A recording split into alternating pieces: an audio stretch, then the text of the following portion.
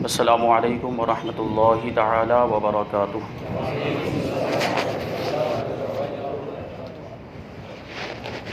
الحمد للہ العلی الاکبر،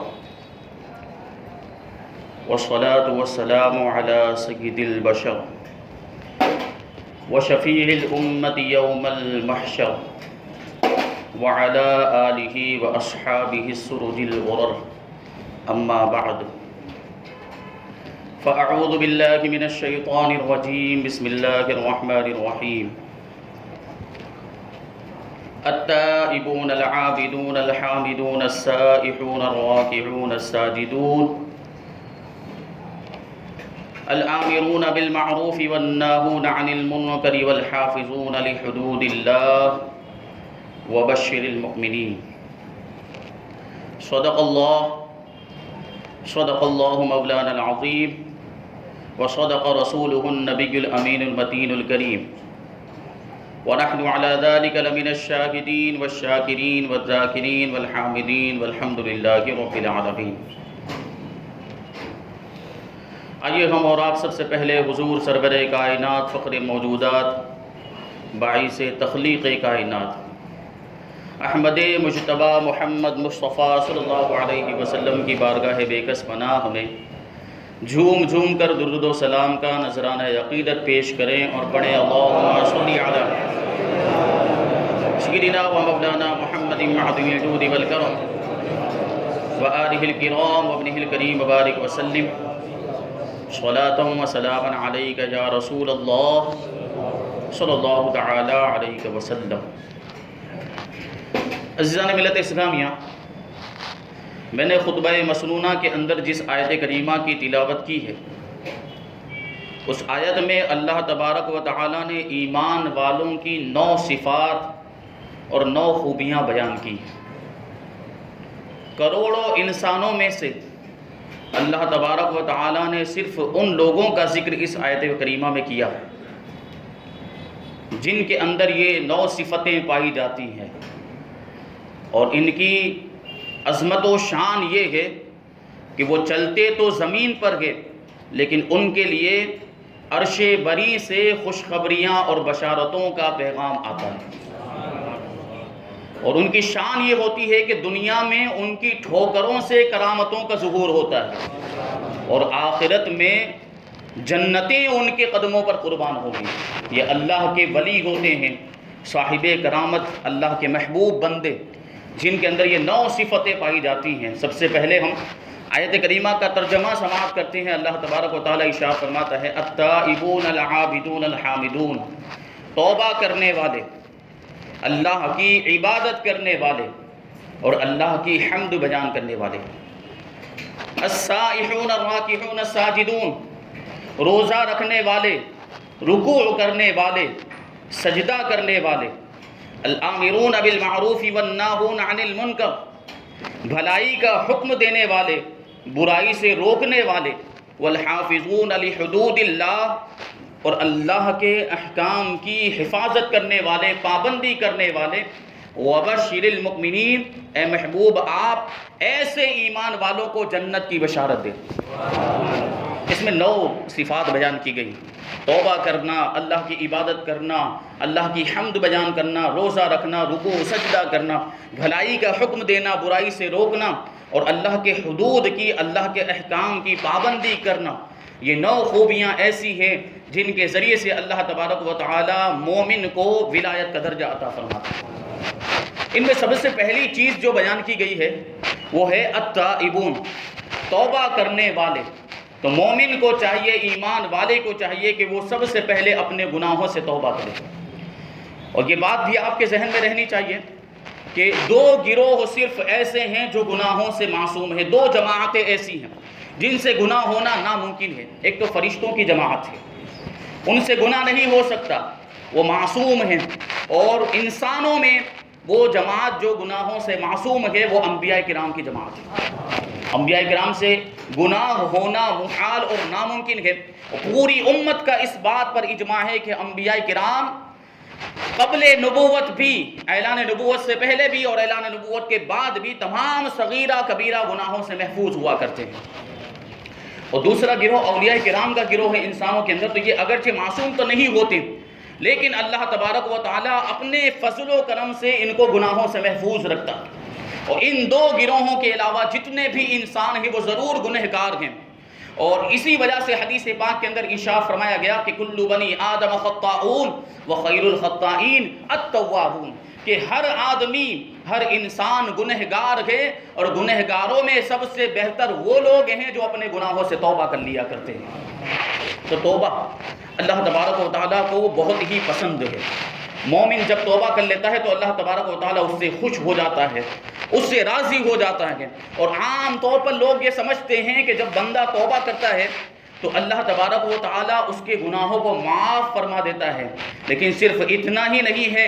اللہ تبارک و تعالیٰ کی شان کریمی اور رحیمی دیکھیے، قرآن مجید کے اندر ارشاد فرماتا ہے توبہ کرنے والوں کے تعلق سے، اولئک یبدل اللہ سیئاتہم حسنات، کہ جب بندہ اپنے گناہوں سے توبہ کر لیتا ہے تو اللہ تبارک و تعالیٰ صرف اتنا ہی نہیں کہ اس کے گناہوں کو ختم کر دیتا ہے، اس کے گناہوں کو معاف کر دیتا ہے، بلکہ اس کے گناہوں کو نیکیوں میں تبدیل فرما دیا کرتا ہے۔ اگر کسی نے 1000 گناہ کیے ہوں اور وہ اپنے 1000 گناہوں سے توبہ کرے تو اللہ تبارک و تعالیٰ جو ارحم الراحمین ہے، سارے رحم کرنے والوں میں سب سے بڑھ کے رحم کرنے والا ہے، وہ اپنے فرشتوں کو حکم دیتا ہے کہ میرے بندے کے نامہ اعمال سے 1000 گناہوں کو مٹا دو اور ان 1000 گناہوں کی جگہ پر 1000 نیکیاں لکھ دو۔ یہ اللہ تبارک و تعالیٰ کی شان رحیمی، اور توبہ کو اللہ تبارک و تعالیٰ اس قدر پسند فرماتا ہے، توبہ کرنے والوں پر اللہ تبارک و تعالیٰ اپنا خاص فضل و کرم نازل فرماتا ہے اور اسے اپنے خاص انعامات سے نوازتا ہے۔ ایسی شان یہ ہے۔ دیکھیں آپ ایک واقعہ اس سے آپ سمجھنے کی کوشش کریں۔ بخاری شریف کی حدیث کے اندر اس کو ذکر کیا کہ اگلی امتوں کے اندر ایک بہت بڑا گنہگار شخص تھا، ایک بہت بڑا مجرم، بہت بڑا پاپی شخص تھا، جس نے 99 قتل کیے تھے، 99 لوگوں کو ناحق بے قصور اس نے قتل کیا تھا۔ اتنا بڑا وہ گنہگار، ایک دن اچانک اس کے دل میں خوف الہی نے انگڑائی لی اور اس نے توبہ کا ارادہ کیا، اور توبہ کا ارادہ کر کے وہ ایک مولوی کے پاس پہنچا۔ اب یہ جو مولوی تھا وہ آدھا مولوی تھا، تو آدھا علم جو حاصل نہیں کرنا چاہیے، اگر علم حاصل کریں تو پورا علم حاصل کرنا چاہیے کہ پورا علم فائدہ دیتا ہے، اور آدھا علم کبھی کبھی نقصان پہنچا دیتا ہے۔ اسی وجہ سے وہ کہاوت مشہور ہے، نیم حکیم خطرہ جان اور نیم مولوی خطرہ ایمان۔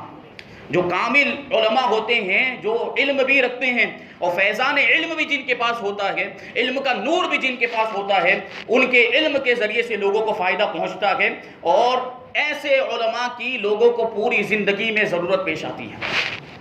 تو وہ ایسے مولوی کے پاس گیا جس کے پاس آدھا علم تھا۔ اب یہ جو کہاوت ہے اس کے بارے میں بھی بات عرض کر دوں کہ نیم حکیم خطرہ جان اور نیم مولوی خطرہ ایمان، تو یہ کہاوت نیم حکیم خطرہ جان کی کیسے مشہور ہوئی؟ تو ایک گاؤں کے اندر ایک مرتبہ ایسا ہوا کہ ایک اونٹ نے بیل نگل لیا۔ بیل ایک ہوتا ہے بیل اور ایک ہوتا ہے بیل۔ یہ بیل ہے، یہ ایک پھل ہوتا ہے جو یو پی بہار سائیڈ میں پایا جاتا ہے، اور یہ سکاٹیٹی جو ہوتی ہے جس کو خربوزہ کہتے ہیں، تقریباً اس کے سائز کا ہوتا ہے، اور اس کا جو چھلکا ہوتا ہے وہ بہت سخت ہوتا ہے، اور اندر جو گودا ہوتا ہے وہ نرم ہوتا ہے، جس کو لوگ کھاتے ہیں اور شربت بھی بنا کر پیتے ہیں۔ تو اس کے بارے میں بات چل رہی ہے کہ ایک اونٹ نے بیل نگل لیا، اب اس کے گلے میں وہ اٹک گیا، جس کی وجہ سے اس کا کھانا پینا بند ہو گیا، سب حیران و پریشان، اونٹ کا جو مالک تھا وہ بھی حیران و پریشان۔ تو حکیم صاحب کو بلایا گیا، جو حکیم حاذق جو ماہر حکیم تھے وہ آئے، انہوں نے دیکھا، اس کا معائنہ کیا، یہ بیل جو ہے اس کے گلے میں پھنس گیا ہے۔ اب انہوں نے ہتھوڑا منگوایا، حکیم صاحب نے ایک ہتھوڑا منگوایا، وہ ہتھوڑا لینے کے بعد اونٹ کی گردن پہ اس ہتھوڑے کو مارا تو جو بیل گردن کے اندر پھنسا ہوا تھا وہ اندر ٹوٹ گیا، چکنا چور ہو گیا اور گلے سے نیچے اتر گیا۔ اب جو اونٹ تھا وہ بھلا چنگا ہو گیا اور کھانے پینے لگ گئے۔ حکیم صاحب کے ساتھ ان کا شاگرد جو نیم حکیم تھا ابھی سیکھ رہا تھا، پورا حکیم نہیں بنا تھا، نیم حکیم، آدھا حکیم۔ تو اس نے یہ دیکھا کہ اس کے استاذ نے یہ طریقہ علاج اپنایا اور بہت کامیاب بھی ہوا، اونٹ صحت یاب ہو گیا اور بھلا چنگا ہو گیا۔ اب وہ اپنے گھر آیا تو کیا دیکھا کہ اس کی بوڑھی ماں کے گلے میں ایک پھوڑا ہوا تھا، بہت بڑا پھوڑا، جس کی وجہ سے اس کا گلا یہ سوج گیا تھا، سوجا ہوا تھا اور دانا پانی بند ہو گیا تھا. تو اب اسے وہی طریقہ علاج یاد آیا کہ میرے استاذ نے یہ طریقہ اختیار کیا. اب اس نے ہتھوڑا تلاش کیا تو گھر میں ہتھوڑا تو نہیں ملا، تو موسلی لے کر آیا اور اس زور سے اپنی بوڑھی ماں کی گردن پہ گلے پر اس نے موسلی ماری ہے کہ پھوڑا تو پھوٹ گیا، ساتھ ہی ساتھ اس کی ماں کا دم بھی ٹوٹ گیا. اور ایسا علاج اس نے 1 منٹ کے اندر کیا کہ نہ مریض رہا نہ مرض رہا، نہ بیماری نہیں نہ بیمار رہا، دونوں کا صفایا ہو گیا. اسی وقت سے یہ کہاوت مشہور ہو گئی کہ نیم حکیم خطرہ جان اور نیم مولوی خطرہ ایمان. تو جو 99 قتل جس نے کیے تھے وہ ایسے ہی مولوی کے پاس پہنچا اور کہنے لگا کہ میں نے 99 قتل کیے ہیں، کیا میری توبہ قبول ہو سکتی ہے؟ کیا اللہ تبارک و تعالیٰ میرے گناہوں کو معاف فرمائے گا؟ تو اب وہ نیم مولوی تھے تو بڑے جلال میں آ گئے، اور جلال میں آنے کے بعد کہ مردود خبیث، اتنا بڑا مجرم، 99 قتل تو نے کیے ہیں پھر بھی توبہ کی امید رکھتا ہے، بھاگ جا یہاں سے، میری نگاہوں سے دور ہو جا، تیری توبہ ہرگز قبول نہیں ہو سکتی. اب یہ غصے میں آ گیا جس نے 99 قتل کیے تھے اور کہنے لگا کہ جب میری توبہ قبول ہو ہی نہیں سکتی ہے تو پھر یہ پھوٹ پھاٹ والا 99 کا عدد کیسا؟ لاؤ 100 کی گنتی پوری کر دیتا ہوں تاکہ راؤنڈ فگر ہو جائے. یہ کہنے کے بعد اس نے تلوار لے کر اس مولوی پر اس زور سے تلوار ماری کہ اس کی جو گردن تھی وہ دھڑ سے جدا ہو گئی اور کدو کی طرح اس کا سر اڑ کے دور جا کر گیا. اب 100 کا عدد مکمل ہو گیا اس قاتل کا، 100 قتل اس نے کیے اور 100 قتلوں کا گناہ اس کے سر پہ تھا. تو اب ایک زمانہ، ایک عرصہ ایسے ہی گزرا. پھر اس کے کچھ عرصے کے بعد ایک دن پھر اس کے دل میں خوف الہی کی لہر اٹھی اور خشیت الہی اور ندامت کا چشمہ اس کے دل میں پھوٹا، جس کی وجہ سے پھر اس نے توبہ کرنے کا ارادہ کیا. شرمندگی اس کے دل میں پیدا ہوئی. اب کی بار جو پہنچا ہے تو وہ ایک عالم کامل کے پاس پہنچا، ایک عالم ربانی کے پاس پہنچا. دیکھیں علماء کرام جو ہوتے ہیں، علماء ربانیین، لوگوں کی کیسی رہنمائی کرتے ہیں اور سیدھے راستے کی طرف کیسے لوگوں کو ہدایت دیتے ہیں. یہ کام ہوتا ہے علماء ربانیین کا، اور ہمیں پوری زندگی ایسے علماء کی ضرورت ہے، بلکہ زندگی کے بعد بھی آخرت میں بھی ہمیں عالموں کی ضرورت ہے. جب میدان محشر قائم ہوگا تو اس وقت سب نفسی نفسی کا عالم ہوگا، ہر کسی کو اپنی فکر ہوگی، سب اپنے معاملات میں پریشان ہوں گے. وہ عذاب جو ہوگا وہ دور نہیں ہو رہا ہوگا تو سب آپس میں مشورہ کریں گے کہ اس عذاب سے، یہ جو محشر کی گرمی ہے، اس سے نجات ہم کیسے حاصل کریں. تو لوگ آپس میں مشورہ کریں گے اور کہیں گے کہ ہمیں علماء کرام کے پاس جانا چاہیے کہ وہ دنیا میں ہماری رہنمائی کرتے تھے، یہاں بھی ہماری رہنمائی کریں گے. تو میدان محشر میں بھی لوگ علماء کو تلاش کریں گے، علماء کی بارگاہ میں جائیں گے اور علماء ان کو مشورہ دیں گے، علماء ان کی رہنمائی کریں گے کہ حضرت آدم علیہ السلام کے پاس چلے جاؤ. پھر جو پورا واقعہ ہے سارے انبیاء کرام سے ہوتے ہوتے میدان محشر میں لوگ اللہ کے رسول صلی اللہ علیہ وسلم کی بارگاہ میں پہنچیں گے. تو یہ عرض کرنا چاہتا ہوں کہ علماء کرام کی ضرورت دنیا میں بھی ہے اور آخرت میں بھی ہے، قیامت کے میدان میں بھی ہے. تو وہ ایسے عالم کامل کے پاس وہ پہنچا، قاتل جس نے 100 بے قصور جانوں کو قتل کیا تھا، اور آنے کے بعد کہنے لگا کہ میں نے 100 لوگوں کو قتل کیا ہے، کیا میری توبہ قبول ہو سکتی ہے؟ کیا اللہ تبارک و تعالیٰ میرے گناہوں کو معاف فرمائے گا؟ تو وہ عالم کامل، عالم ربانی ارشاد فرماتے ہیں بڑے پر رعب لہجے میں، رعبدار لہجے میں ارشاد فرماتے ہیں کہ اللہ تبارک و تعالیٰ ارحم الراحمین ہے، وہ رحیم ہے، وہ کریم ہے، وہ ضرور تمہاری توبہ قبول فرمائے گا. اس کا فرمان ہے قرآن مجید کے اندر، لا تقنطوا من رحمت اللہ، اللہ کی رحمت سے مایوس مت ہونا، ان اللہ یغفر الذنوب جمیعا، بے شک اللہ تبارک و تعالیٰ سارے گناہوں کو معاف فرما دیتا ہے. اگر سچے دل سے توبہ کی جائے تو توبہ کا دروازہ کھلا ہوا ہے. اللہ تبارک و تعالیٰ جو ہے دعوت دے رہا ہے گنہگاروں کو، آؤ اور توبہ کرو تاکہ میں تمہارے گناہوں کو معاف فرما دوں.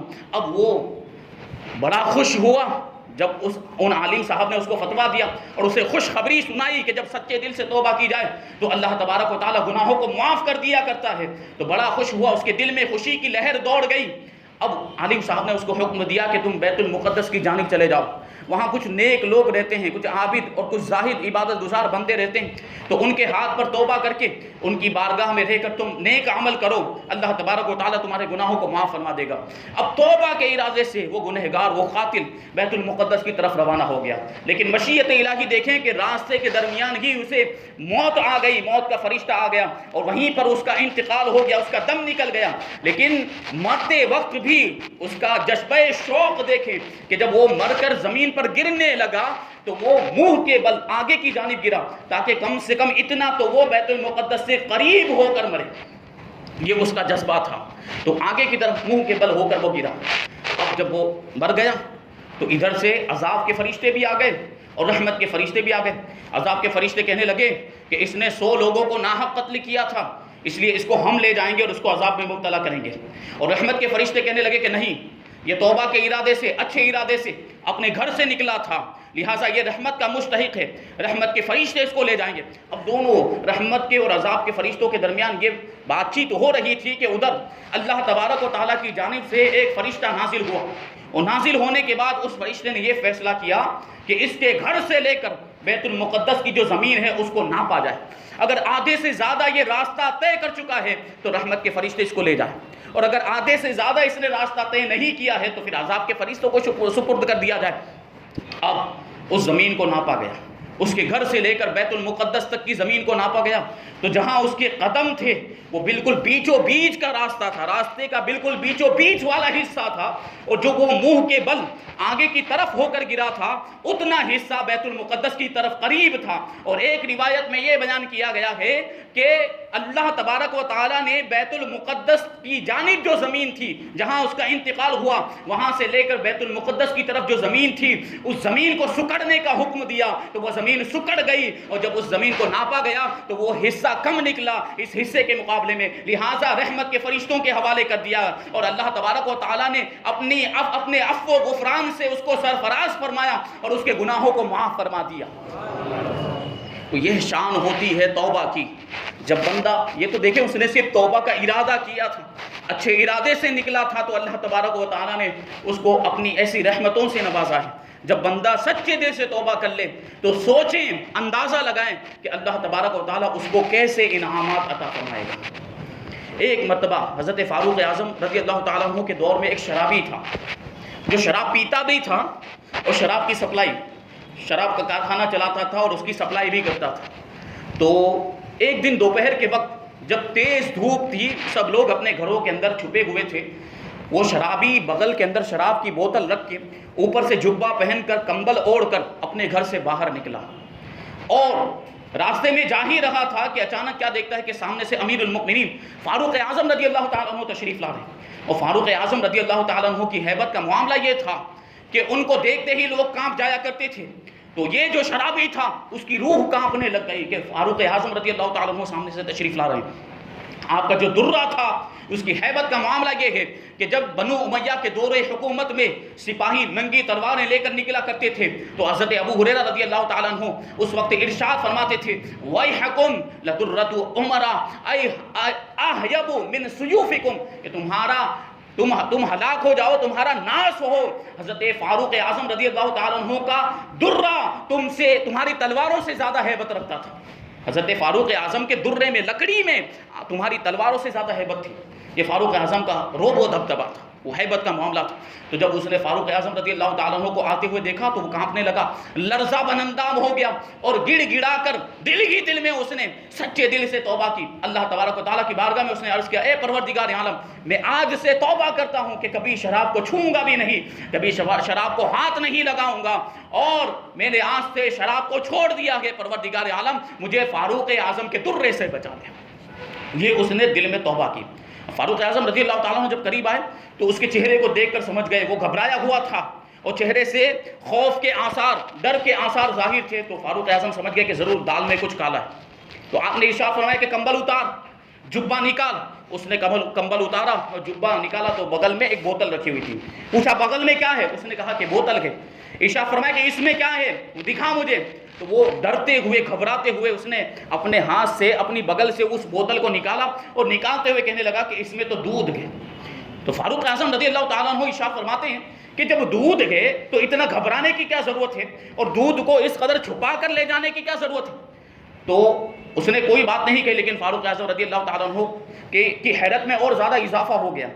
ایک تو دودھ کی بوتل ہے اور پھر اس طرح گھبرا رہا ہے، معاملہ کیا ہے؟ تو فاروق اعظم رضی اللہ تعالیٰ عنہ نے مراقبہ فرمایا، خدا کی طرف توجہ کی. اللہ کے رسول صلی اللہ علیہ وسلم نے حدیث پاک کے اندر ارشاد فرمایا کہ ہر امت کے اندر کچھ لوگ ایسے ہوتے ہیں جن کو اللہ کی طرف سے الہام ہوا کرتا ہے، اور میری امت میں عمر انہی لوگوں میں سے ہے جن کو اللہ کی طرف سے الہام ہوتا ہے. فاروق اعظم رضی اللہ تعالیٰ عنہ نے مراقبہ کیا تو اللہ کی طرف سے پکارنے والے نے پکار کر کہا کہ اے عمر، میرے بندے کو رسوا مت کرنا، اس کے عیب کو چھپا لو، اس کی پردہ پوشی کرو، اس کے راز کو فاش مت کرنا۔ بے شک ہمارے ناموں میں سے ایک نام منان ہے، ہم اپنے بندوں پر احسان کرنے والے ہیں، اور تم یہ جان لو کہ اس بوتل کے اندر شراب تھی، لیکن ہم نے اپنے بندے کی توبہ کی وجہ سے اس شراب کو میٹھے دودھ میں تبدیل کر دیا۔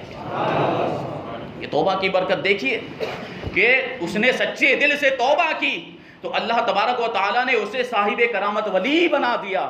اس نے دعا کی تو اس کی دعا کی برکت سے وہ جو شراب تھی وہ دودھ میں تبدیل ہو گئی۔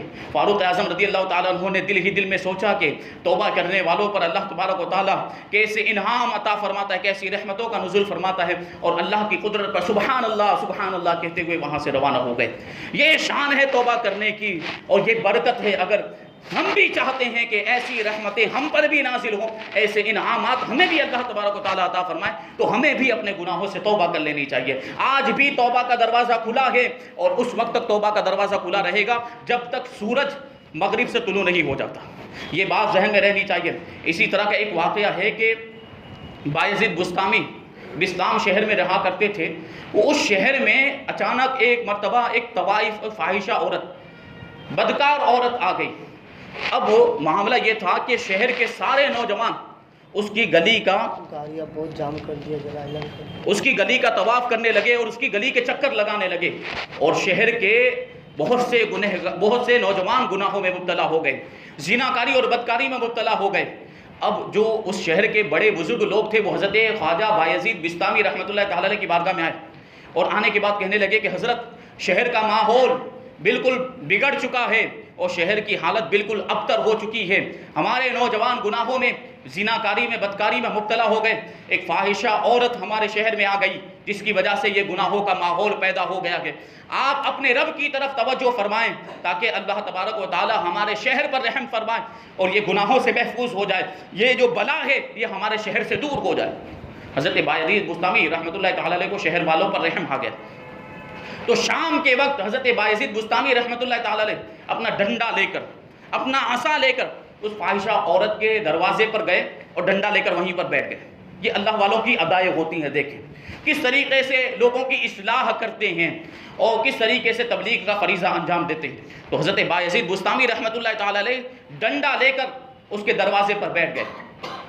اب معاملہ یہ ہوا کہ جو بھی نوجوان اس فاحشہ عورت کے گھر آتا تو بایزید بسطامی کو اس کے دروازے پر ڈنڈا لیے ہوئے بیٹھے ہوئے دیکھتا تو گھبرا جاتا اور اپنا راستہ تبدیل کر لیتا اور جامع مسجد کی طرف روانہ ہو جاتا، اور ایسا محسوس ہوتا کہ وہ جامع مسجد میں نماز ادا کرنے کے لیے جا رہا ہے۔ تو سارے نوجوان جو بھی وہاں پر آتے وہ اسی طریقے سے حضرت خواجہ بایزید بسطامی رحمۃ اللہ تعالی علیہ کو دیکھ کر اپنا راستہ تبدیل کر لیا کرتے اور مسجد کی طرف روانہ ہو جاتے۔ جب رات ہو گئی تو حضرت بایزید بسطامی رحمۃ اللہ تعالی علیہ اس فاحشہ عورت کے گھر میں تشریف لے گئے، اور گھر میں جانے کے بعد آپ نے اس سے پوچھا کہ تیری اجرت کیا ہے، ایک رات کی تیری فیس کیا ہے؟ تو اس نے بتایا اور آپ نے اس کی ایک رات کی اجرت ادا کر دی، اور آپ نے ارشاد فرمایا کہ میں نے تمہیں ایک رات کے لیے خرید لیا ہے، اب میں جو تمہیں حکم دوں وہی تمہیں کرنا پڑے گا۔ تو اس فاحشہ عورت نے جواب دیا کہ آج رات کے لیے آپ میرے مالک ہیں، آپ مجھے جو کہیں گے میں وہ کروں گی۔ تو یہ اللہ والے ہوتے ہیں۔ تو حضرت بایزید بسطامی رحمۃ اللہ تعالیٰ نے اسے ارشاد فرمایا کہ جا پہلے نہا کے غسل کر کے اچھے طریقے سے وضو کر کے اور مصلی بچھا کے نماز پڑھنے کے لیے کھڑی ہو جا۔ فاحشہ عورت کو حضرت بایزید بسطامی رحمۃ اللہ تعالیٰ نے یہ حکم دیا، وہ وضو کر کے آئی اور مصلی بچھا کر نماز پڑھنے کے لیے کھڑی ہو گئی۔ ادھر حضرت بایزید بسطامی بھی اس کے پیچھے ہی مصلی بچھا کر نماز پڑھنے کے لیے کھڑے ہو گئے، سجدے میں جا کر اپنے رب کی بارگاہ میں عرض کرتے ہیں، اے پروردگار عالم، جو میرا کام تھا وہ میں نے کر دیا، اب اس کے گناہوں کو معاف کرنا اور اس کے دل کو تبدیل کرنا تیرا کام ہے، وہ تو کر دے۔ اے پروردگار عالم، اگر صبح تک اس عورت نے توبہ نہیں کی، صبح تک اگر یہ اپنے گناہوں سے باز نہیں آئی تو تیرے بندے مجھے تانے دیں گے، تیرے بندے مجھے برا بھلا کہیں گے، اور تو میری لاج رکھ لے، میری جو ہے کہ عزت کو بچا لے۔ یہ حضرت بایزید بسطامی رحمۃ اللہ تعالیٰ نے رو رو کر گڑ گڑا کر دعا کی۔ جب وہ فاحشہ عورت 2 رکعات ادا کر کے فارغ ہوئی تو اس کے دل کی دنیا تبدیل ہو چکی تھی۔ وہ حضرت بایزید بسطامی رحمۃ اللہ تعالیٰ علیہ کے قدموں میں گر کر اپنے گناہوں سے توبہ کرتی ہے اور آپ کی مریدہ ہو جاتی ہے، اور اسے نماز کے اندر ایسی لذت حاصل ہوتی ہے کہ پوری رات نماز پڑھتے ہوئے گزارتے تھے۔ اب جب صبح ہوئی تو حضرت بایزید بسطامی رحمۃ اللہ تعالی اس کے گھر سے نکل کے اپنے گھر کی طرف روانہ ہو گئے. اب جو بھی صبح کے وقت نوجوان اس کے گھر کی طرف آتا تو وہ عورت اس کو جواب دیتی کہ میں بایزید بسطامی کے ہاتھ پر بک چکی ہوں، اب مجھے کوئی بھی خرید نہیں سکتا. اس طریقے سے وہ جو فاحشہ عورت تھی، انتہائی گنہگار اور زناکار عورت تھی، وہ عابدہ زاہدہ ہو گئی اور اپنے وقت کی رابعہ بصریہ ہو گئی.